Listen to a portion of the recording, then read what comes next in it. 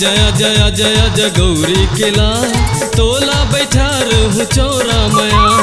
अजय अजय अजय अजय गौरी किला तोला बैठा रहूं चौरा मया।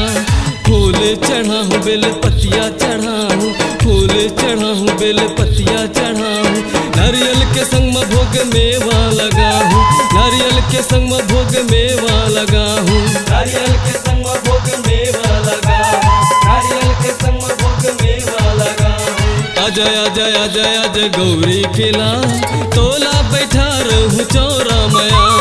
अजय अजय अजय अजय गौरी किला तोला बैठा रहूं चौरा मया।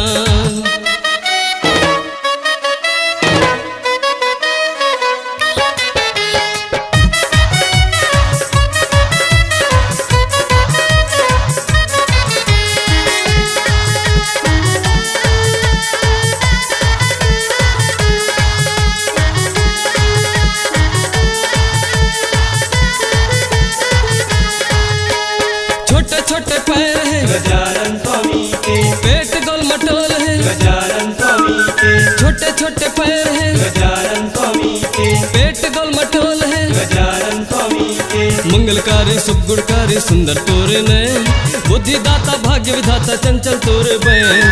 मंगलकारी शुभ गुणकारी सुंदर तोरे नयन, बुद्धिदाता भाग्य विधाता चंचल तोरे बयन।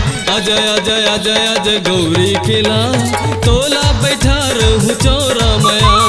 अजय अजय अजय अजय गौरी किला तोला बैठा रहूं चौरा मया।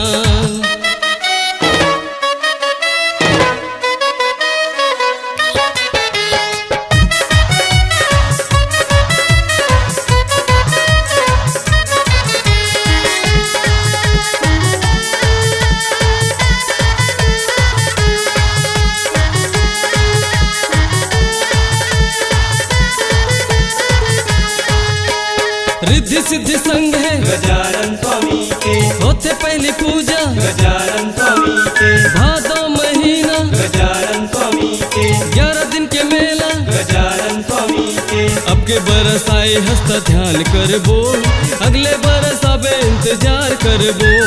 अब के बरस आए हंसता ध्यान करबो, अगले बरस आबे इंतजार करबो। अजय अजय अजय अजय गौरी किला तोला बैठा रहूं चौरा मया।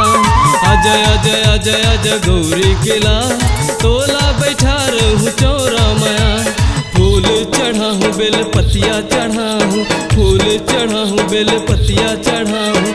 नारियल के संग में भोग मेवा लगा हूँ, नारियल के संग में भोग मेवा लगा हूँ, नारियल के संग में भोग मेवा लगा हूँ, नारियल के संग में भोग मेवा लगा हूँ। अजय अजय अजय अजय गौरी किला तोला बैठा रहूं चौरा मया। अजय अजय अजय अजय गौरी किला तोला बैठा रहूं चौरा मया।